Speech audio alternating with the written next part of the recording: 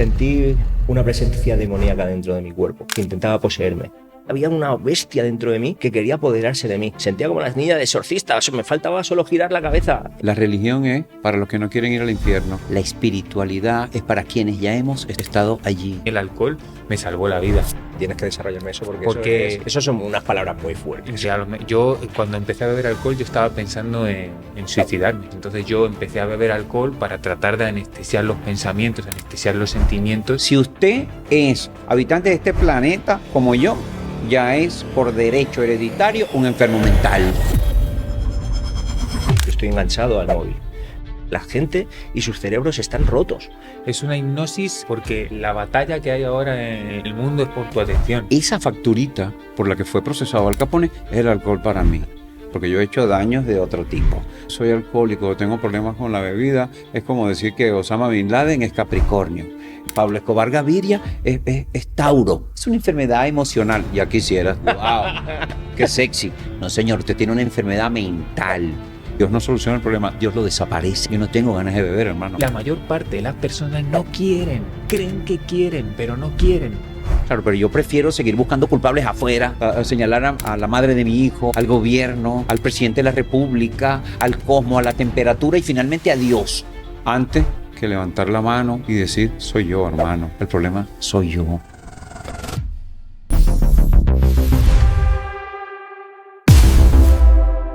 Muy buena familia, bienvenidos una vez más a nuestros vídeos, a nuestro podcast. ¿Qué tal estáis? Bueno, hoy tenemos un día muy especial ya que por fin puedo hacer un podcast con mi gran amigo Sergio.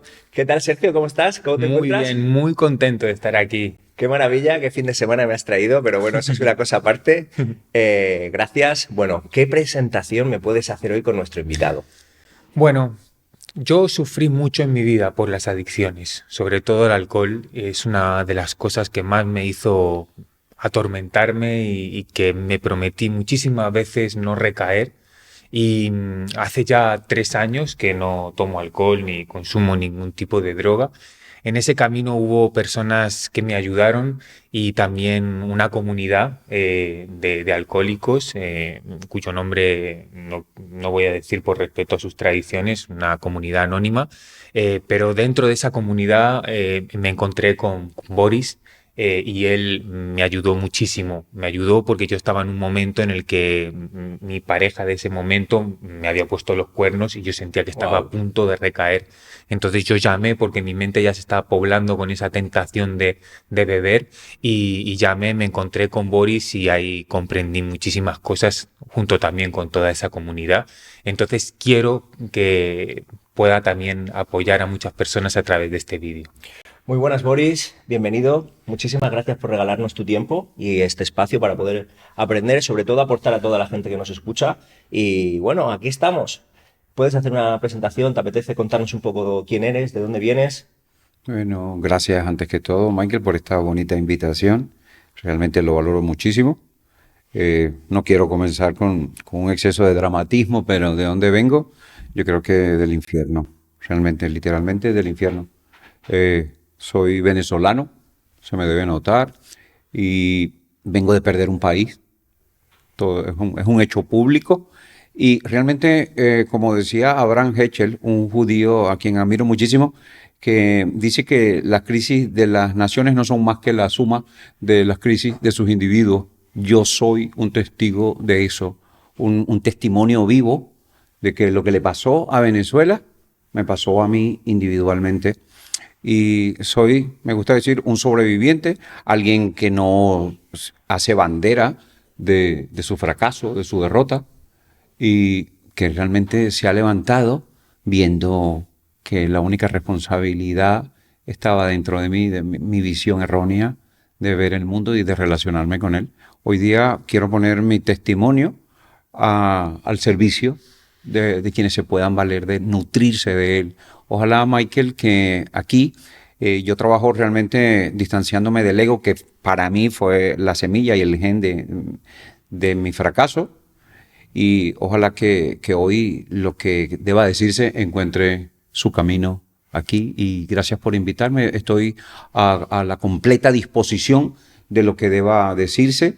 Yo soy absolutamente creyente que cada momento tiene su propia sabiduría y ojalá yo no intervenga hoy, no sea un obstáculo para que esa sabiduría se presente hoy aquí. De verdad, desde el corazón. Gracias, hermano. Bueno, estamos aquí porque realmente creo que podemos aportar todos. Yo aquí no soy un santo, ¿vale? Estoy aquí para aportarte también, para aportar a toda la gente que nos ve y sobre todo también mi amigo Sergio. Creo que todos nosotros tres hemos pasado por un filtro muy jodido. Quizá algunos un poco más, un poco menos, pero cada uno con nuestros propios infiernos y demonios. Y eso es lo que quiero yo intentar, que podamos aportar aquí a nuestro público. Y si hay alguien que está pasando por una transición o una derrota o piensa que todo está ya, pues que por lo menos intentemos dar esa luz, que es creo lo más importante. Creo que tienes un desarrollo de historia bastante potente, aunque sé el 0,5, pero por lo que puedo interpretar, la verdad me ha sorprendido un poco, ¿vale? Sé que eres una persona de bien, una persona con luz, estás intentando ayudar y la verdad que me gustaría que me ayudaras, ¿sabes? Estoy aquí para que me puedas aportar, ¿sabes? Que me puedas aportar y sobre todo que podamos los tres contar un poco nuestra historia, ¿no? Nuestras derrotas. Nuestros triunfos están ya, solo hay que verse, ¿sabes? Nuestros caminos, nuestro proceso, pero las derrotas nadie habla de ellas. Así es porque yo el potencial de mi vida siempre lo tuve claro. Yo siempre saqué muy buenas notas, siempre fui un chaval inteligente, pero lo que nunca asumí fueron mis limitaciones. Y una de las cosas ante las que me tuve que derrotar era ante el hecho de que yo no podía beber una sola gota de alcohol. Que a mí la copa que me jodía no era la quinta, no era la octava, no era la 20ª, era la primera gota. Cuando escuché esa frase de que una copa es demasiado y 1000 no son suficientes, me llegó a lo más profundo del alma, porque realmente pude comprender que yo no iba a salir del alcoholismo pues dejando de tomar progresivamente, sino que yo tenía que dejarlo de una vez por todas. Y lo que a mí más me costó no fue dejar el alcohol, fue dejar el personaje que yo había creado en ese alcoholismo, todo lo que había alrededor de eso.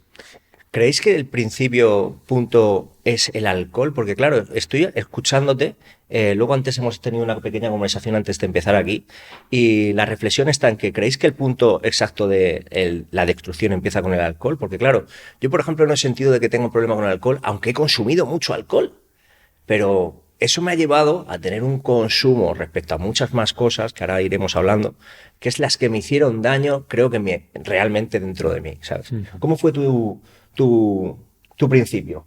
¿Cómo fue el desarrollo de cuando empezaste? ¿Cuándo te diste cuenta de que tenías un problema? Bueno, sin exagerar, yo creo que apenas me puse en contacto con el mundo, y yo no le gusté a él y él no me gustó. Y realmente de inmediato me hizo daño. Al tan solo relacionarme, me hizo pupa, como dicen aquí, una herida, un niño hipersensible, con una herida, hoy día lo sé, de injusticia, abandono, traición, por cualquier cosa que en un 10% se parezca realmente a una herida de abandono, injusticia o traición. Al ser un niño hipersensible, reaccionó exageradamente. Los defectos de carácter, en mi caso, también he descubierto que no eran más que mis virtudes buscando venganza. Un niño que pensaba que el mundo le debía, de lo tan hipersensible que era.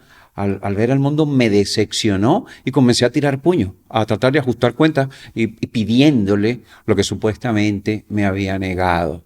Y eso obviamente que me lleva al alcohol. Al probarlo digo, y esta pócima, esto es fantástico. Evadirme, Claro. evadirme, pero hoy día sé que el alcohol es simplemente el síntoma de un mal mayor, puesto que si hubiera nacido en Buckingham me hubiera hecho comerciante de esclavos o vendedor de vacua, apostador de caballos, cualquier cosa que me evada. Esos días lo sé, es una enfermedad que realmente se basa más en el egoísmo que en el alcoholismo. Claro, creo que todos tenemos un niño interior roto. Por lo menos creo que tú y yo tenemos mucho parecido en eso. No sé cómo estará tu niño interior. Creo que hablamos durante estos días atrás sobre ello, que sí, había un pequeño que luego se transformó. A mí me pasó una cosa en el instituto, era un niño que sufría bullying. A partir de cuando me hice un poco más adulto es cuando de repente salió una persona realmente mala, ¿sabes? Era un niño con demonios en los cuales solo quería defender, ¿sabes? Defenderme respecto a todas las incertidumbres malas. ¿Qué pasa? Que esa evolución llevó en un constante de juntarte con gente negativa, meterte en líos, empezar a jugar con cosas. Y bueno, pero el punto exacto que me gustaría que me reflexionarais, ¿cuál es el momento exacto donde uno se da cuenta que tiene un problema? Porque es muy difícil. Creo que... Qué buena pregunta, Michael, porque tú sabes que el alcoholismo, al igual que las otras adicciones, solo se puede medir por los resultados y no por los síntomas. Imagínate lo complicado que es la enfermedad. O sea, yo tengo que liarla. Una persona, nadie puede decir que yo soy alcohólico. Si tengo 2 coches, tengo una esposa y tengo un trabajo. Nadie, no hay poder humano que pueda diagnosticarme a mí alcoholismo si yo todavía funciono en el mundo. O sea, que se me tiene que romper los coches, cosa que yo rompí 4. Se me tiene que romper el matrimonio, 7,000 kilómetros puso la madre de mi hijo entre ella y yo. Entonces, los resultados son los que demuestran que yo soy alcohólico o tengo un problema con el alcohol. No ningún gen recesivo, ningún punto de vista de la Organización Mundial de la Salud.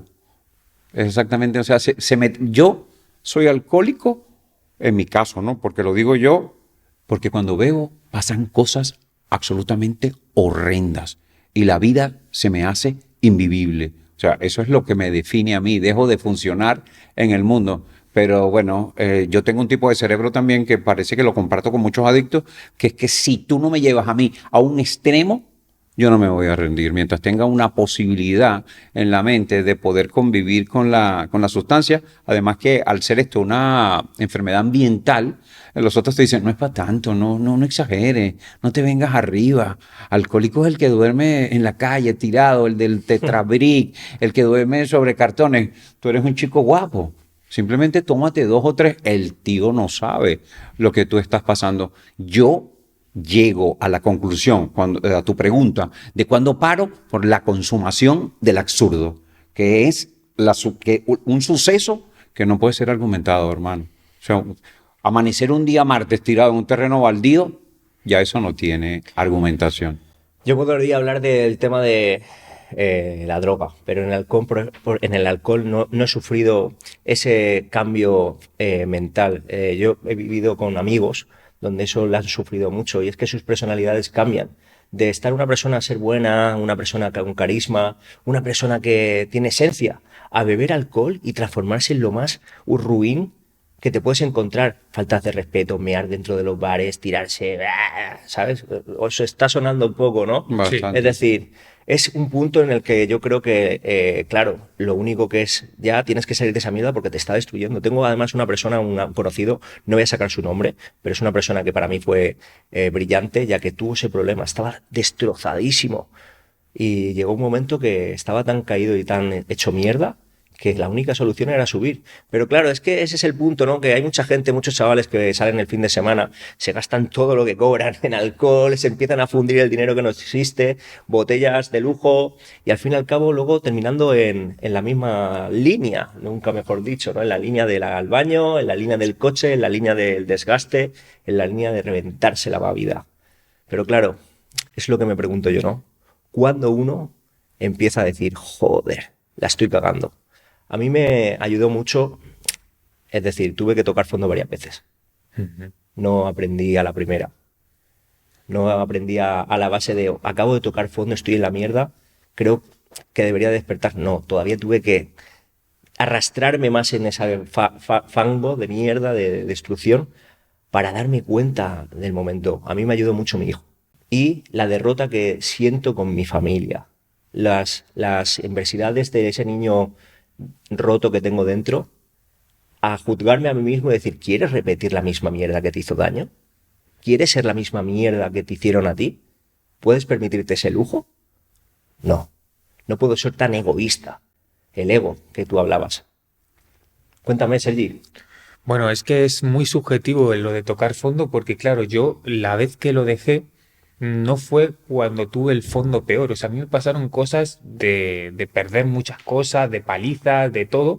Y creo que fue simplemente que la última ya fue es que ya no tenía más energía. O sea, hubo algo en mí que dijo, tengo que ir a pedir ayuda, tengo que ir a una reunión, a comprender que esto que me está pasando es una enfermedad y que yo solo no puedo, porque es que me empieza a rodear y al final me empiezo a autoengañar, porque es una enfermedad de autoengaño, y al final cuando me quería dar cuenta ya estaba otra vez bebiendo, ¿no? Entonces tuve que comprender que aunque tú al alcoholismo le quitas el alcohol, queda el ismo, ¿no? Entonces hay que profundizar y ver qué es el ismo ese, ¿no? Y una de las cosas que te lleva a eso es el aislamiento, son los sentimientos de culpa, las obsesiones, la ansiedad, la necesidad de una satisfacción inmediata y sobre todo que yo me automaltrataba muchísimo, ¿no? Entonces realmente tuve que vivir una situación en la cual yo estuve 180 días seguidos bebiendo. Eso es una locura, 100 borracheras, fue después, en pleno confinamiento, estuve en un piso ahí en Madrid, en uno de los peores barrios de Madrid, y yo realmente prefería estar mal acompañado que solo. Mal acompañado que solo porque yo todavía no era cariñoso conmigo, no me había reconciliado conmigo y sobre todo era muy importante que yo me reconciliara con mis padres porque yo estaba resentido con ellos sin ninguna razón. Entonces, volver a tomar de mi papá, volver a tomar del amor de mi mamá y de mi papá fue lo que a mí me hizo volver a también dejar de tomar de la botella y de otras cosas, pero también luego uno, como tú decías, se engancha desde la dependencia a relaciones tóxicas, porque uno se vuelve como adicto a esa intensidad tóxica, ¿no? Y entonces se empieza a mover en esa realidad creyendo que eso es lo que le hace feliz. ¿Cuál creéis que es el punto exacto de por qué se hace? ¿Por qué lo hacemos? ¿Cuál es la salida respecto a eso? ¿Creéis que realmente es por el tema de salir de Yo creo los que pensamientos? anestesiar las emociones, una falta de amor propio, es como un sustituto del propio autoabrazo y creo que es muy importante lo que decía Boris, que haya un impacto que te rompa el corazón, porque por ejemplo hay personas que no lo dejan porque están adictos a la marihuana y la marihuana es como cuando tú te metes la rana esta que se mete en una olla que está caliente, si la rana está dentro se va quemando poco a poco hasta que se churrusca. Sin embargo, si tú a la rana la echas cuando ya está el agua caliente, salta. Pues eso pasa con la cocaína, con el alcohol, con otra cosa. Te da un impacto y saltas. Pero la adicción a la marihuana, según los expertos, es la que más cuesta que salgan porque se quedan fritos, o sea, no tienen impacto. Entonces, para mí, desde mi punto de vista, uno de eso era como, pues sí, como una manera es un sustituto. Yo en mi caso te puedo decir completamente que ya hoy día lo sé, en mi camino espiritual también lo hemos descubierto, que el hombre está tan desesperado, yo estoy tan desesperado como individuo porque mi naturaleza es ser feliz. Al no conseguirlo, se disparan todas las alarmas dentro de mí. O sea que cuando comienza la ansiedad, todo el síndrome de los trastornos de ansiedad, el miedo, la desesperación, las adicciones, no es más que un verdadero ser diciendo, esto no es, no lo tolera. O sea que lo que se va convirtiendo en ansiedad, luego es miedo, luego terror, luego pánico, hasta el extremo de decir, para. No es por aquí. Es como esos botones grandes que tienen los procesos industriales. Cuando pasa algo chungo, obviamente tienes que oprimir un botón de emergencia.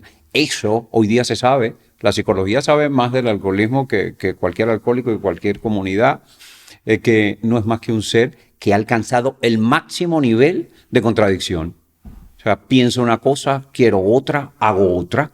Eso es lo que hoy día se conoce como neurosis, un término que ya no se usa en la psicología, pero que lo que quiere decir es un hombre que no está cómodo siendo lo que es y que no puede ser lo que supuestamente quiero ser, porque además se sabe que yo lo que tengo es una programación, entonces yo hago una neuroadaptación de lo que el mundo tiene pensado para mí. O sea que yo ni siquiera sé lo que yo quiero, es lo que he aprendido, es una programación que adquiero y voy por eso, a por todas. Un niño que está tan alejado de sí mismo, un hombre que nace entre poetas, escritores, libros, una madre que es bionalista, llena de matraces reactivos, en una casa con palomas mensajeras, poesía, y terminó instalando una embotelladora de agua mineral llena de procesos mecánicos.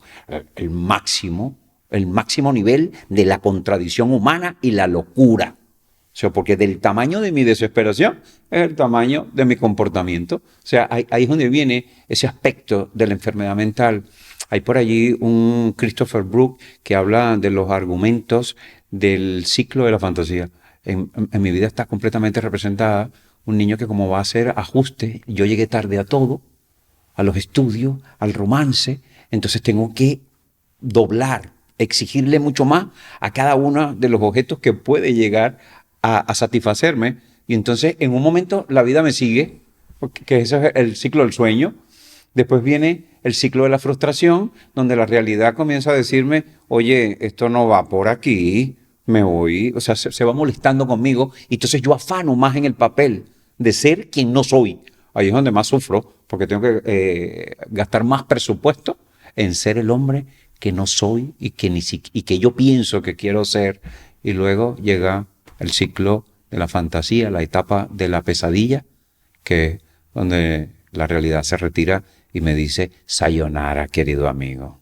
Y entonces todo se desborona, que es a donde aparezco tirado en un terreno baldío. Hay una persona como la madre de mi hijo, que yo lo llamo los felices congénitos, que ven que algo está mal o un día dijo algo mal en la tercera copa y entonces ya hace una adaptación. Yo no sé de dónde vienen esas personas, pero sé que existen porque yo tuve la suerte de convivir con muchas de ellas. O sea, personas que simplemente por experiencia ajena hacen una adaptación en su vida. Yo no soy ese, hermano. Yo tengo que esperar que el coche, por ejemplo, la comparación de un coche que prende la luz diciéndome que le falta aceite, diga, no, esos son esos coches norteamericanos tontos de ahora, ya eso lo veré más adelante. Y luego prende la de los frenos y luego la del motor. Y yo digo, estos coches, le quito el cable para que deje de encender hasta que un día sale humo por el retrovisor. Yo digo, esto como que hay que chequearlo. Así funciona mi cerebro. O sea, reacciono frente a una situación extrema. De hecho, hoy día se sabe que los países son iguales que nosotros. Los países que realmente crecen son aquellos que tienen la capacidad de observarse, de prever, o sea, de tener una previsión y no una corrección. Yo vengo de un país que se parece, o sea, yo vengo del lugar donde mejor me siento representado, que todo es correctivo. Ahí no hay inversión para prevenir absolutamente nada. Perdona, es que tengo tantas preguntas que Adelante, no quiero que se me olvide ninguna, ¿sabes? Igual que tú, si tienes alguna pregunta, tú suéltalo, ¿vale? No te cortes. Primero, ¿cuánto llevas en España? Si lo puedo saber, Boris. Yo llegué a España en el 2018. Ostras, pues relativamente hace poco. Sí, Pensaba muy que poco. llevarías más tiempo. ¿Cómo es la vida allí? ¿Cómo se vive esto desde tu país? Porque supongo que todo se generó allí, ¿verdad? Todo esto viene a base de hace muchos años, viviendo en ese país donde realmente ahora mismo está hecho mierda. Sí. O sea, ser alcohólico en Venezuela es prácticamente un deber patrio. O sea, sería considerado un traidor. O sea, allá fueron los españoles, nos dejaron llenos de fiestas, de santos, de cohetes, de retretas. O sea, toda la parte divertida, y por cierto se quedó muy poco de la cultura. En cambio del siglo de oro, muy poco. Entonces, un país caribeño, imagínate tú, es como una eterna adolescencia. Fuimos llamados la fiesta más larga del siglo XX. O sea que el que me haya ocurrido a mí eso allá era lo más natural. Si te pones a ver, a comparar el continente europeo, compáralo, ya tiene pantalones largos, porque aquí han habido guerras civiles. Estuvo de testigo en la Segunda Guerra Mundial. O sea, ha habido mucha sangre, mucha metralla. Nuestros países, y no solo Venezuela, la región todavía está en pantaloncillos cortos. O sea, un país donde puedes ir a la playa todo el año, porque tiene un clima privilegiado, o sea, el eterno verano, la eterna primavera. O sea, ¿cómo dejas de beber allí? ¿Estás loco? Claro, pero por ejemplo, es decir, yo me imagino a un niño, un chaval, ¿sabes? Creciendo en una vida bastante complicada, me lo estoy imaginando realmente, pero ¿cuándo empieza eso? ¿Cuándo empieza el tema del alcohol? Yo, por ejemplo, empecé con 13 años, ¿sabes? 13 añitos a hacerlo divertido, a irme a fumar petas con mis colegas, beberme unos litros y beberme unas estas. Era lo más normal del mundo. ¿Allí era así también? Sí, o las sí. cosas eran más fuertes. Aquí Sí, en los sí. 80 se vivió el caballo, se vivieron cosas muy fuertes. Sí, horrible. Yo comencé a los 14 años y la primera vez que bebí quedé horizontal. O sea, y fui parte de la fiesta y de la comidilla. O sea, que quedó muy gracioso. Se vio como parte del folclore, porque eran unas fiestas patronales de San José, por cierto, el santo patrón del pueblo que fundó mi abuelo. Cohetes, buen ron, cocuy, penca. Era parte del decorado. Un niño emborrachado a los 14 años, no se nota. Realmente no hay nada escandaloso que decir. Es simplemente el decorado de nuestra cultura. Y muchas veces hablando, me has contado, ¿no? De cómo en algún momento llegas a pensar que esto del alcoholismo es una enfermedad de ahí de Venezuela y te cruzas a España, ¿no? Y la enfermedad te sigue, ¿no? Pues como nos ha seguido a todos, porque tratar de huir de esto es lo que llaman una fuga geográfica, ¿no? Al final, uno tiene que darse la vuelta, afrontarlo y comprender que una de las mayores adicciones que yo tenía, por ejemplo, era al autoengaño, ¿no? Al autoengaño. Yo también, la primera vez que me emborraché, terminé en comisaría porque me subí encima de un coche. O sea, yo ya, digamos que ya había algo en mí, llámalo a nivel psicoemocional, biológico, lo que sea, que en el momento en el que yo entré en contacto con esa sustancia, me transformé. Me transformé por completo, ¿no? Y ya a raíz de ahí, pues lo intenté utilizar para sociabilizar. Una de las cosas que también para las que se utiliza cuando uno es chaval es para tratar de hablar con las chicas, ¿no? Para tratar de encontrar Claro. una cierta seguridad, porque yo en esos momentos tenía muchos sentimientos de inferioridad, me comparaba todo, ¿no? Y aunque yo empecé a desarrollar un personaje y conseguía estar con chicas y todo, en lo profundo de mí eso seguía sin sanar. Era como que le siguiera echando ahí algo que escocía. Pero tengo que decir algo y también hay que ser honesto. A mí el alcohol me salvó la vida. Hostia, explícame, tienes que desarrollarme eso porque Porque eso son unas palabras muy fuertes. yo no hubiera, yo cuando empecé a beber alcohol yo estaba pensando en suicidarme. Entonces fue con 15 años. Entonces yo empecé a beber alcohol para tratar de anestesiar los pensamientos, anestesiar los sentimientos y tratar de tirar para adelante porque yo había perdido totalmente la esperanza sobre mí. Yo pensaba ya que con todo el trastorno obsesivo compulsivo que tenía y todas las cosas con las que yo estaba sufriendo, de sentimiento de culpa y todo, yo no iba a poder salir de ahí. Entonces empecé a beber, a beber, a beber y claro, eso es como cuando el cuento este, ¿no? De uno que va por un oasis, o sea, por un desierto y de repente ve un oasis y pone agua envenenada y se la bebe para salvar la vida. Pero ¿qué sentido tiene que cuando llegue a la ciudad siga bebiendo agua porque una vez le salvó la vida? Yo en ese momento no tenía una ayuda, aunque mis padres me amaran, mis padres no tenían las respuestas que yo necesitaba. Por eso yo empecé a estudiar libros, a leer psicología, empecé a buscar la ayahuasca, todo esto, ¿no? O sea, empecé a buscar la comunidad esta de la que te hablaba, ¿no? Que me encantaría decir su nombre, pero por respeto no lo voy a hacer. Luego O sea, me vais a explicar por qué no se puede decir, porque sí, es una sí. cosa que me tiene muy rayado. Lo siento que lo diga, pero es que necesito saberlo y también me gustaría que lo explicarais. Pero perdóname que haya Vale. cortado Sí, sí, y sí. me sigues. Sin Aunque tengo ya problema. 1000 preguntas que hacerte respecto a todo lo Sí, que me sí, estás claro diciendo. que sí. Porque, a ver, es que estás hablando de que te salvó la vida y hay que coger esto con pinzas, Sergio. Claro. Hay que coger con pinzas porque quizá dice uno, yo voy a pasar por ese... No, no lo hagas. No, claro que ¿Sabes? no. Es decir, creo que se pierden muchas cosas más que mejoras. Habla de las pérdidas. Seguramente Claro. has tenido muchas pérdidas igual que tú, ¿verdad? Muchísimas. Es decir, son pérdidas muy grandes que hay que... Lo que pasa que, a ver, yo en ese momento no tenía otras opciones. Yo, imagínate, fue al psicólogo de la Seguridad Social y me dijo, bueno, es que a ti lo que te pasa es una tontería, me dijo, ¿sabes? O sea, ni siquiera me dio el tiempo ni el cariño que yo necesitaba. Entonces, todos los psicólogos que fui, todos los libros que yo leía no me satisfacían. Yo tenía una inquietud espiritual y tenía una angustia psicológica que yo sentía que me había enredado en mi mente y no sabía qué hacer. Entonces, estaba desesperado.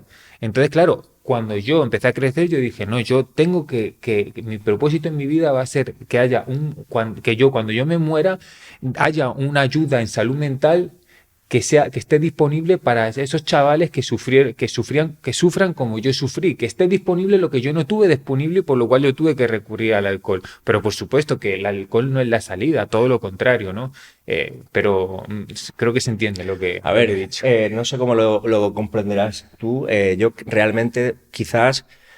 A ver, es que quiero madurar lo que acabas de decir, porque estoy pensando respecto a mí, ¿no? Respecto a todo mi consumo, mi mierda, todo lo que pasó. Es verdad que hay un hecho que te doy gracias arriba, porque gracias a toda esa mierda soy la persona que soy hoy. Y es un hecho.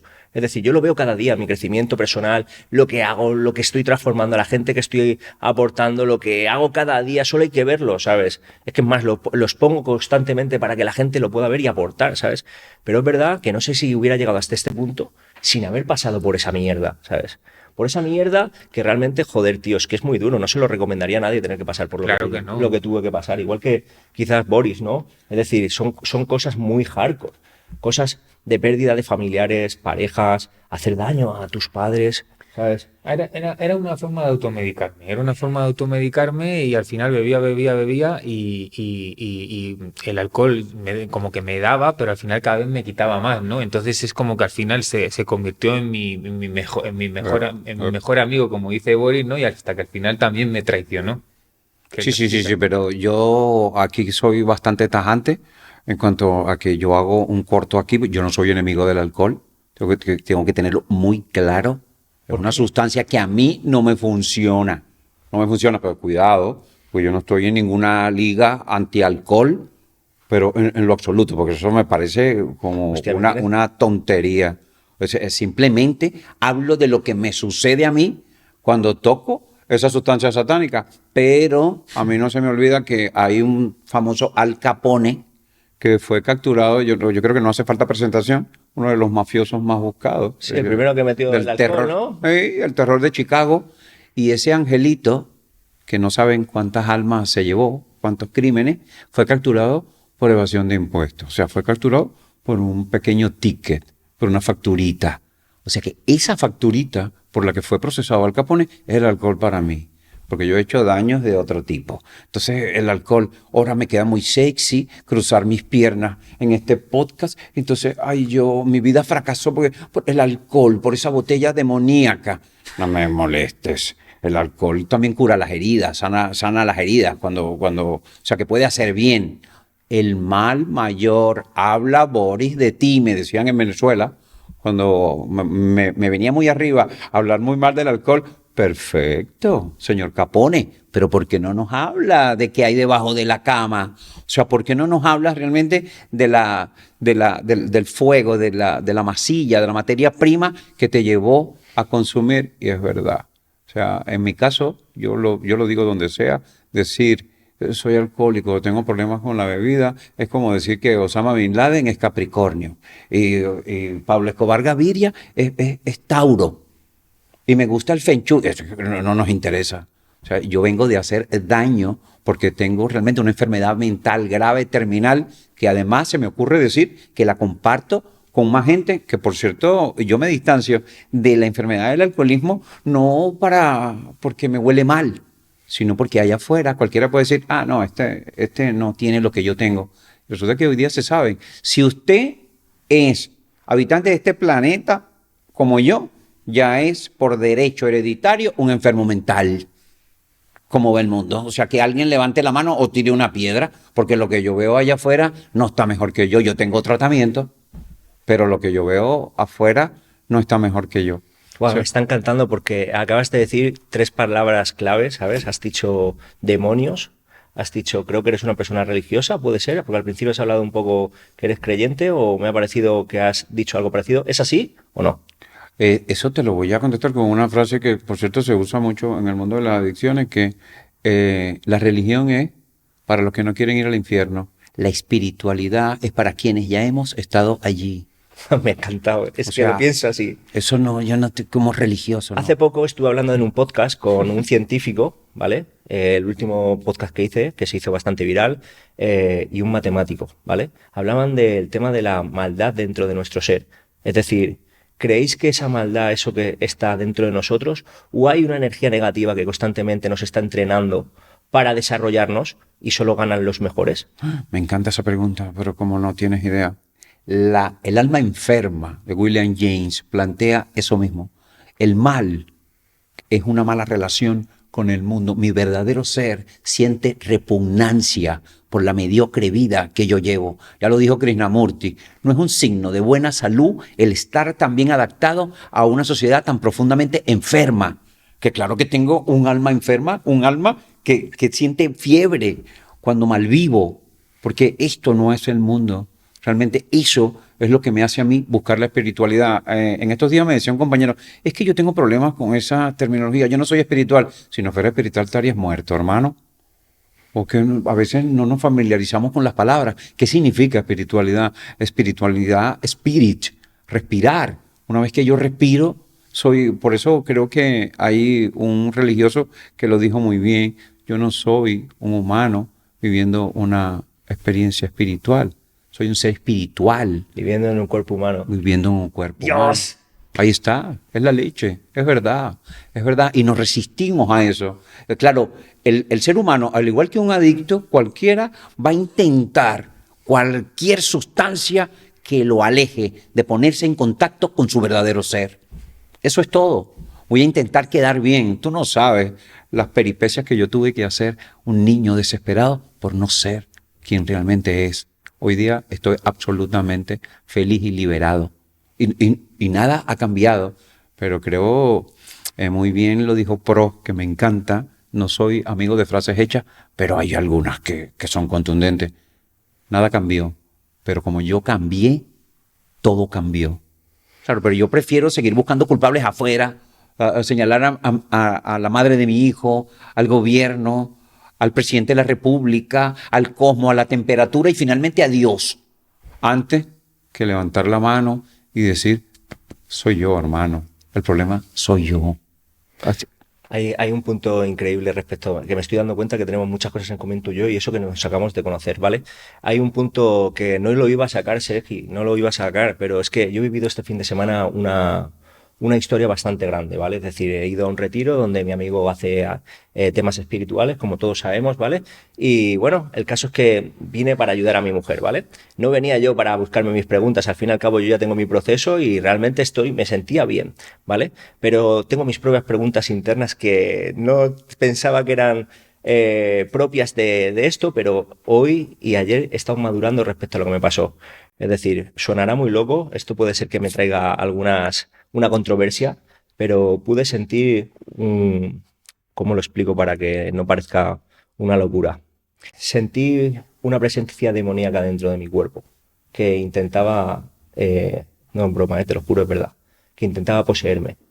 En ese momento, cuando yo estuve desarrollando ese viaje, no entendía como diciendo, ¿qué está pasando conmigo? Es decir, sentía como que me retorcía y había una bestia dentro de mí que quería apoderarse de mí.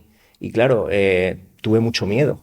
Tuve un miedo constante a mi ser, a lo que estaba pasándome y me reventó. Esa bestia, esa historia, es decir, sentía como las niñas de exorcista, me faltaba solo girar la cabeza. Es decir, había gente alrededor mía que sentía mucho miedo, e incluso yo me puse a llorar porque no podía controlar eso. Ahora entiendo por qué. Yo tengo unos problemas internos en los cuales quizá, por ejemplo, actitudes en los cuales me está llevando a un proceso negativo, ¿sabes? Y esa lucha interna era lo que me estaba enseñando a luchar contra mis demonios. Esos demonios causantes dentro de mí, a base de que me esfuerzan a ser mejor, pero constantemente me están llevando a hacer cosas negativas para luchar contra ello, sobre mis adicciones. No sé si me estás pillando. Yo tengo adicciones, ¿sabes? Adicciones que no puedo decir delante del mundo, pero las tengo, ¿sabes? Y ya no solo es de la droga. Y pude luchar contra ellas. Hoy me doy cuenta que eso estaba ahí porque sé cuál es mi problema. Hoy me he dado cuenta de cuál es, ¿sabes? Qué bello. Ahí sí puedo aportar algo. Bueno, digamos que esto se va creando, la adicción se va creando como una serie de tendencias, ¿no? O sea, vamos haciendo un acto repetidamente en una serie de actitudes y todo, y eso va creando una inercia, ¿no? Como un pedal de una bicicleta que sigue andando solo. Yo me acuerdo que cuando estaba en la universidad, que ya bebía y todo, pasaban los test, ¿no? De personalidad y todo, y entonces las preguntas que hacía, yo siempre dudaba, porque digo, yo esto borracho respondería esto, pero sobrio respondería esto. Entonces, como la mitad del tiempo me la paso borracho, no sabía qué responder. Era como dos personalidades diferentes, ¿no?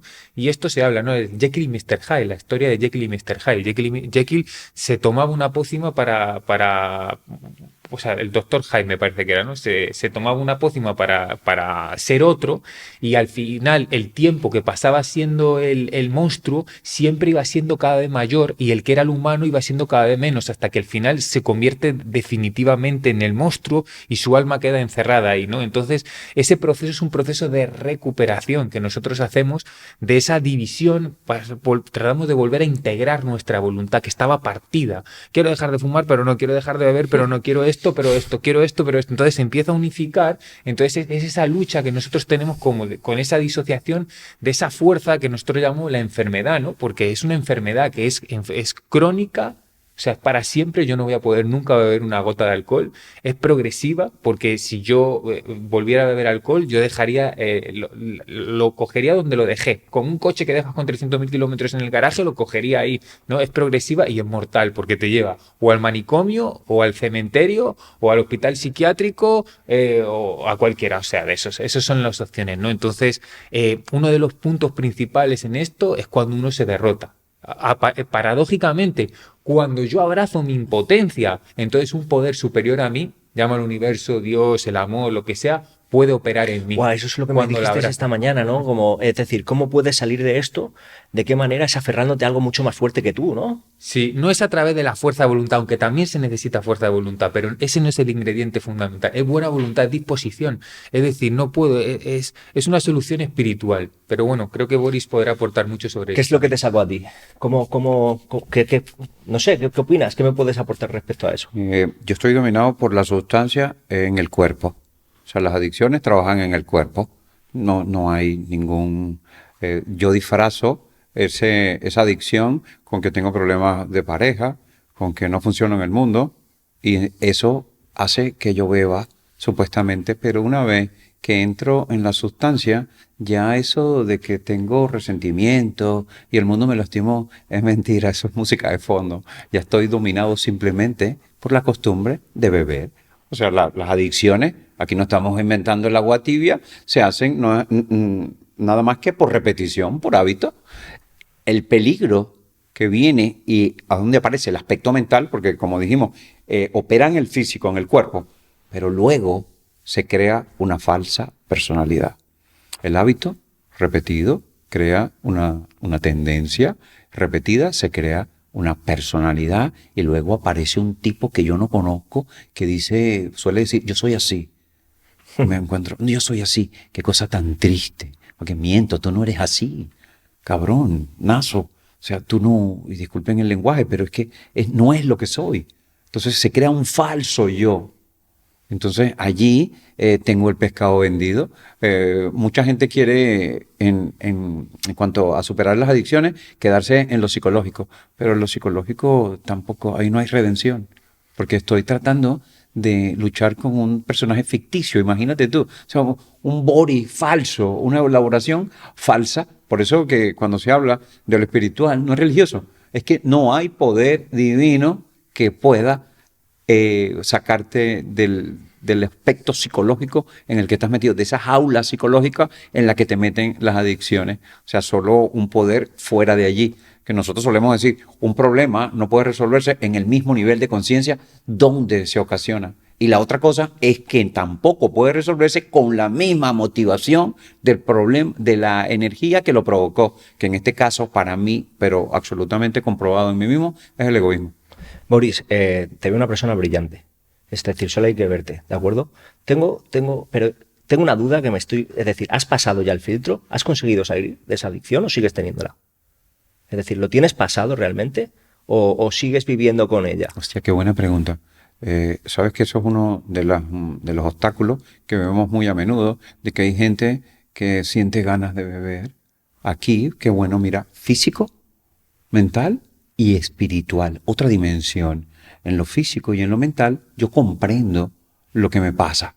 O sea, en lo psicológico, yo ya sé lo que me sucede, que soy un niño que llegó tarde a la vida, hipersensible, con unas heridas, y por su pasado bebe. O sea, eso es una comprensión. Pero para salir de allí, voy a lo espiritual. En lo psicológico, logro no beber, con ayuda y con entendimiento. Pero con lo espiritual, dejo de querer beber. Y aquí viene lo que a mí me gusta decir, entienda por Dios, que por cierto ese tema yo lo trato en mi libro y me encanta, el tema Dios para sonrojarnos de una vez. No, un poder superior o como usted lo entienda. Pero ese poder superior no es que hace que yo beba o no beba, es que me quita las ganas. Y ahí es donde me gusta decir que cuando tú le planteas un problema a Dios, Dios dice, ¿cuál? Perdona, un problema. Pues, solución, eso es para el mundo. Yo soy la última tecnología espiritual, yo soy el creador del universo. ¿Qué te pasa? Dios no soluciona el problema, Dios lo desaparece. Yo no tengo ganas de beber, hermano. O sea que esa gente dice, pues yo puedo beber, no puedes beber. Por ahí un familiar que a veces suelen pinchar, me dijo, es que él no puede beber. Digo, no, usted te equivoca, yo no quiero beber.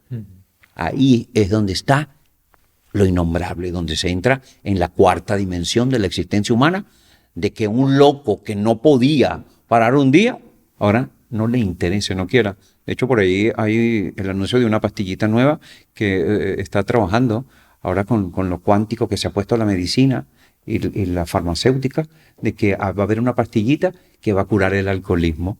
Wow. Y hay algunos que han abierto los ojos grandísimos. Pues creo que ya existe. Y a mí, yo te digo algo, a los señores creadores de esa fulana pastilla, métala por donde mejor. Yo tampoco. Pues No me interesa. Hablando en serio, No me interesa. creo que tengo un amigo que si tiene que tomarse unas pastillas todos los días para no beber alcohol, porque si, es decir, se la toma, porque si bebe alcohol, de repente empieza a sentirse náuseas, se tiene que ir al hospital a hacerte un esto. Sí. Bueno, ¿tú has oído algo más loco? O sea, ahí está la demostración de que tienes una enfermedad mental. ¿Cómo voy yo a un médico para que me diga, por favor, no ingieras veneno? Boris, voy a esconder el limpiador de baño y voy a esconder la lejía para que no te la bebas. Ahí está la demostración de que no es una enfermedad social, es una enfermedad mental. Para que se oye muy sexy hablar de... Ahora por ahí hay una chica que hace podcast muy linda describiendo lo que es el alcohol. Por amor de Dios, que ni se despeina y dice, es una enfermedad emocional. Ya quisieras tú, apareciera yo en la revista Hola, ¿me entiendes? Con Antonio Banderas, Boris, con una enfermedad emocional. ¡Wow! ¡Qué sexy! No, señor, usted tiene una enfermedad mental. De hecho, hay una persona a la que le debo muchísimo que me dice, si tú pudieras poner en tu Tinder o en tu Bumble, esa app, lo que tienes, a ver qué tanto ligaría una persona desadaptada a la vida con una franca deficiencia mental y fugado de la realidad, a ver cómo me iría en Tinder. Ahora si pongo una enfermedad emocional, entonces, ay, qué hombre, qué joven tan sufrido. No, y la enfermedad mental, yo no como jabón, ni le lanzo piedra a los aviones, pero quiero nada más y nada menos que adaptar la realidad a mi distorsión.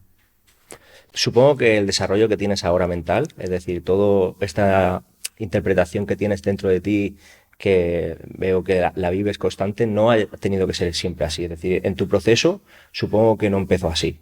Creo que también, por ejemplo, por lo que he podido entender, tú ayudaste a Sergio a salir de sus demonios. Bueno, que se podría decir que él me ayudó a mí. O sea, en la terminología que nosotros usamos, es él quien me ayuda a mí. Hay una peli por ahí que tampoco soy de peli, pero que se llama Una cadena de favores, algo así, con el niño de sexto sentido. Sí. Creo que Jodie Foster, donde él le salva la vida a un adicto que se va a lanzar de un puente. Y entonces el drogadicto le dice, que vengas tú, borracho, porque aquel estaba andrajoso, a salvarme la vida a mí. Y él le dijo estas palabras, si tú no te tiras de ese puente, eres tú quien me está salvando la vida a mí. Y esto no es una pose espiritual lo que estoy diciendo aquí. Si este hombre salva su vida, si este hombre que yo tengo enfrente logra adquirir una posibilidad, una esperanza de vida, usándome a mí, pues ¿para qué decirte más? Porque esto es una enfermedad que es egoinversora. Porque ahí está la demostración de que la enfermedad que tenemos como seres humanos es el egoísmo. Yo lo ayudé. Mira que ególatra se oye. No, él me dio la posibilidad a mí de salir de mí, que es donde está la cárcel de mi egoísmo. Imagínate tú, yo ayudando a otro, salgo del mal que me quiere matar, de ese demonio del que tú hablaste. Carl Gustav Jung lo dijo así, y me gustó lo que dijiste tú de tus demonios, ahora con tu confesión, porque dice, nadie se ilumina imaginando luces. La gente se ilumina haciendo consciente tus sombras, tu dolor. O sea que aquí, señores, nosotros no venimos a hacer ningún circo y es bueno aclararlo. Ahora que está tan de moda escandalizar para vender. No, es la verdad. O sea, la enfermedad convertida en adicciones es algo que te va a llevar hasta los límites de la actitud para matarte. En una vez que tú no sepas quién eres, por el nivel de contradicción en el que entramos, que hoy día debemos decir con mucho corazón, Michael, que hoy día lo vemos en la calle y no solo con las drogas. A veces el podcast, estas cosas que han inventado ahora, esta dopamina barata de Instagram, de los De reels, verdad tienes, que tío. está matando gente, aislándola de su familia. Y la enfermedad del egoísmo, ¿qué quiere? Que un adolescente se aísle, ¡pum!, para dispararle en la cabeza. Está buenísima esa cosa que acabas de decir. Matarlo. El problema es que encima lo estoy sufriendo yo. Yo estoy enganchado al móvil. Pero claro, me dedico a esto, desarrollo esto y mi desarrollo principal es poder aportar, aunque tengo una lucha interna, porque claro, es decir, tú te ayudaste a ti por ayudar al resto. Lo acabas de decir, te iba a hacer una pregunta de cómo te sentías, cómo ayudabas, pero lo acabas de desarrollar. Tú haces lo que haces después de haber sufrido todo lo que has hecho y sentido, todo lo que haces día a día con tu sitio, floreciendo, ¿sabes? Y yo, mi forma de observar y intentar aportar es mi única forma que puedo, porque claro, no puedo ir uno a uno con las personas motivándolas y quizá mi día a día lo hago así, ¿no? A la gente más cercana a mí, como mi amigo Tom, o mi señora, o mis amigos, o mi familia, intentar aportarles con mi energía positiva, aunque le estén en la mierda, ¿sabes? Pero claro, ¿cómo puedo llegar al mundo? Llegando a más gente respecto a un podcast, una información, una clave, un punto. Pero ahí está el punto negro, que es que en las redes sociales hoy en día, es decir, está transmitiéndose en que la gente y sus cerebros están rotos. Es más, eso es una cosa increíble. Hoy vamos a hacer este podcast con una información valiosísima.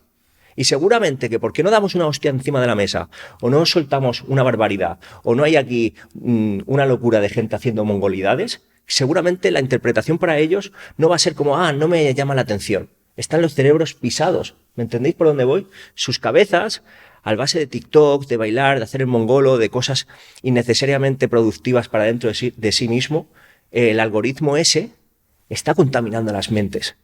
¿Sabes? Exactamente. Es una hipnosis. Es una hipnosis porque la batalla que hay ahora en el mundo es por tu atención. Entonces fíjate que cada vez tienen menos tiempo para captar la atención, porque es los supuestos 3 segundos, ¿no? Claro, o sea, es por la atención. Entonces, bueno, se habla de dieta dopaminérgica y todo. El tema con las adicciones, cuando, por ejemplo, tienes una adicción, por ejemplo, a la comida, al sexo, al teléfono, cuando hay algo que tienes que usar como un instrumento, yo admiro mucho a esas personas que lo logran, incluso yo lo he logrado con algunas cosas, ¿no? ¿Por qué? Porque son cosas que tienes que regularte ahí, no es como el alcohol, que lo dejas y ya está, te olvidas del programa, ¿no? En este tienes que tú aprender a utilizar algo que es una herramienta a día de hoy, ¿no? Entonces, para mí yo creo que es importante poder tener claro que en el fondo el esquema que sigue a las adicciones es el mismo, o sea, lo que cambia es el arma con el que yo me hago daño. Entonces, en eso siento que tiene mucho sentido lo que estaba diciendo Boris, que creo que está yendo muy, muy al fondo de lo que es el mecanismo, ¿no? El mecanismo de la adicción, los tentáculos, o sea, y cómo para poder salir de ahí es necesario realmente querer, ¿no? Y la mayor parte de las personas no quieren, creen que quieren, pero no quieren. Entonces tienen que pasar un proceso. Yo lo veo en los retiros. Viene y dice quiero, y cuando están en mitad del retiro, no quiero, en el fondo no quiero. No quieren. Buah. Porque se autoengañan. Entonces, por eso, muchas veces, aunque nosotros estemos haciendo un podcast profundo, a lo mejor va a vender mal la prensa rosa, porque la gente no quiere profundizar, porque tienen miedo a ver la realidad, porque se han creído algo tan horrible de sí mismos que creen que lo que van a encontrar dentro de sí es un monstruo. Creo que también las fuerzas por encima de las empresas y los que controlan realmente lo que hacemos día a día, las noticias, los gobiernos, las élites, también quieren que pases por el borreguismo, ¿sabes? Que seas más lelo, ¿sabes? Están todos ellos realmente son los culpables de toda esta mierda, son los que te lo ponen ahí constantemente. Bueno, aquí el hermano... Bueno, pero aquí está la frase, a Dios no le gusta que su obra sea manifestada por cobarde. O sea, yo tengo que venir aquí a decir lo que pienso. Y la otra cosa, en lo que tú decías, que si no llegamos, ¿qué importa? Yo aprovecho para hacer una invitación. A donde voy yo ahora le digo a mujeres, a relaciones, a público, le digo, prefiero que te vayas por las razones correctas que te quedes por las erróneas. No me interesa. Claro, Vete. no nos prostituimos. O sea, si yo no llego allí, pues, ¿por qué? ¿Por qué hay que prostituirse? Salte del cajón de la rebaja, porque hay que querer competir. O sea, el mono en el árbol, un loco, el pez que quiere subir al árbol, la ardilla que quiere nadar, en toda fiesta quiero salir. No, ¿por qué? O sea, ¿a dónde dice esa neurosis a la que me empuja el mundo? Apúrate y contesta rápido, por cierto, porque todo ahora es a prisa. Un imbécil que no sabe a dónde va, pero pone cara de seguro. O sea, pon cara de que estás ocupado, pon cara de preocupado y confundirás a tu audiencia. Pues yo creo que ya nosotros no tenemos tiempo para perder de ese tipo de cosas carentes de alma, de espíritu. Yo al menos ya no lo tengo. Absolutamente. No lo tengo. Hay una cosa increíble que se me ha ocurrido, ¿vale? Vamos a soñar y a pensar de que hay alguien ahí realmente que le está encantando esto que estás escuchando, que le estamos aportando y ahora mismo está pendiente de lo que acabáis de decir. Y es el 0,1% de las personas en las cuales esto le aporta. ¿Qué mensaje le darías? Esa es tu cámara. Imagínate la gran responsabilidad. Yo pienso que si no hay una conexión del corazón y de conciencia, pues muy poco se puede lograr a través de un mensaje. Ya yo no trato de venderle la moto. Yo antes hablaba como un desquiciado, tratando de convencer a los demás. Pero ya sé que si ese porcentaje de personas que me ve debe tener casualmente la misma enfermedad mental que tengo yo como habitante del planeta. O sea que esto yo al menos me estoy convirtiendo en un difusor de conciencia, en un promotor, pero solo cuando el corazón está listo, se abren los oídos y realmente mis labios pueden estar a disposición. El resto sería un intento bastante desesperado, tratar de hablar como un obispo, como un predicador. Sálvate, querido hermano, que han llegado el tiempo final, se acerca. No, nada de eso. Tu desesperación es privada. Si tú sientes realmente una piquiña, tienes ganas de ver detrás de las cortinas, te puedo decir algo, puede ser que ya haya comenzado ese malestar global que vas a ir sintiendo y que va a ir empeorando, no parará. No parará y por eso yo con humildad, hay muchos familiares, amigos que me dicen, te has vuelto loco. Ahora con esta cosa de irte al mundo espiritual, de que ya no vas a fiestas ni a lugares vacíos, dice, no te preocupes, que puede ser que yo me esté preparando para momentos que ya sabemos que vienen y puede ser que yo esté a disposición para ti. Es lo único que puedo decir. ¿Qué le dirías tú? Bueno, yo le diría que, primero que todo, que esto, o sea, para despertar, se habla mucho, ¿no?, de que hace falta una masa crítica, ¿no? Y cuando le preguntaron a Osho cuál sería la masa crítica, dijo uno. Basta que uno despierte para que eso se contagie, ¿no? Entonces, si hay una persona que está sufriendo ahí, que está luchando con lo que yo luché, yo cuando yo empecé a dejarlo, yo estaba solo en mi casa. Estaba solo en mi casa y me imaginaba, porque la enfermedad te monta el tráiler, te vende siempre tú en el reino en el rey de la fiesta, pero no te muestra al día siguiente sin teléfono, sin cartera, sin DNI, sin nada, otra vez yendo a recuperar todo eso. Entonces, cuando esa persona se encuentre que está solo en su casa y sienta frustración y sienta abandono, que comprenda que no es que no esté pasando nada, se están creando los cimientos de su nueva vida. Lo que pasa es que no es consciente de lo que él está creando, mientras que sus amigos que están drogándose, ahí aparentemente está pasando algo, pero no está pasando nada, está pasando lo mismo de siempre. Lo que pasa es que a una persona que tuvo una adicción como la que he tenido yo, una de las cosas que le da alergia es la palabra renuncia, porque no quiere renunciar. Vale, sí, yo te entrego el alcohol, te entrego este mundo, te entrego el sexo, lo que sea tal, pero ¿qué me das a cambio? Dámelo ya, lo quiero ya, la satisfacción inmediata la quiero ya.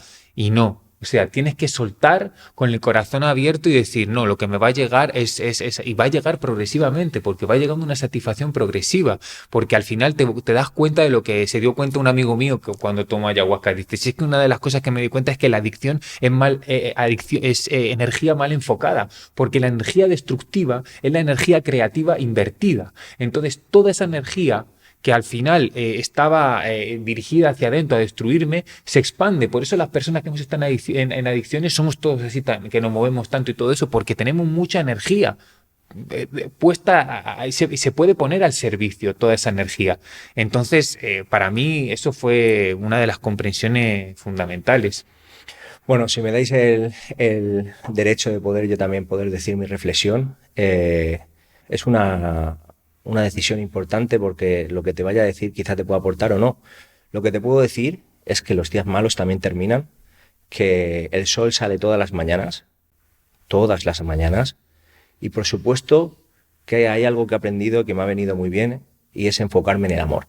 Sonará muy cursi, sonará lo que tú quieras, pero es lo más importante, y no el amor hacia lo demás, sino el amor a ti mismo.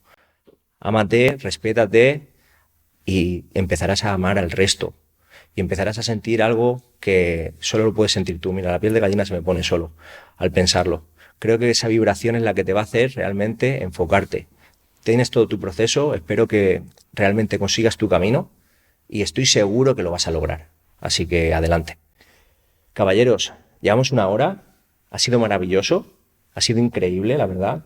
Boris, creo que me quedo con muchas cosas más todavía, pero creo que está bastante guay, creo que hay aquí un punto 2.0. No sé si se dice así, ¿vale? Sí. Sí. Estoy encantado de haberte conocido. Creo que todavía podemos desarrollar muchísimas más cosas. Te invito a que podamos hacerlo dentro de 6 meses. Genial. Si tiene nuestros invitados preguntas, cualquier cosa, nos las podéis hacer en los comentarios, ¿vale? Las desarrollaremos, las leeremos, ¿vale? Ayuda también. Me pueden escribir al privado también. Y pondremos un apartado cuando volvamos a repetir esto, si realmente os interesa, en desarrollar esas respuestas para todos vosotros, si os podemos ayudar. No somos nadie, pero quizá podemos aportar a alguien que nos escuche. Sergio. Sí, bueno, yo lo que quiero decir que es, si las personas están por salir de una adicción, que van a sentirse a lo mejor muchas personas, los amigos, como traicionados, ¿no? Cuando dejen de beber, como se enfadaron los amigos. ¿Cómo te atreves a dejar de beber, no? ¿Cómo te atreves a dejar de comprar nuestro propio autoengaño, no? Porque hay como esas alianzas de mentiras. Entonces, que sepan que no están solos y que van a encontrar personas muy lindas que le van a apoyar y que los amigos que te usan para beber son drogolegas, no son amigos. Claro, es que también los amigos, hablando de amigos, soy la persona con más amigos del mundo y a la vez más sola, ¿sabes? Es decir, he sido una persona tan popular en mi pueblo y a la vez me he sentido tan solo que, es decir, amigos, es decir, conocidos. Amigos realmente se cuentan con las manos y todo lo que te pueda aportar positividad, recógelo. Pero si ves que hay algo que te hace daño, no pasa nada porque te separes, ¿sabes? Date un tiempo, un stand-by, es decir, está bien, conócete. Hay vida más allá del alcohol, no es un premio de consolación. Claro, como ya verito. Hay cosas buenas. Hay vida más allá del egoísmo, como me gusta decir a mí. Por cierto, Boris, tú has escrito un libro y también estás por preparar tus charlas. Sí, creo que no voy a tener muchos seguidores con el título Derrotarnos para vencer, algo que no está muy de moda. Yo parto del hecho de que nosotros como sociedad estamos intentando ganar una partida imposible de ganar.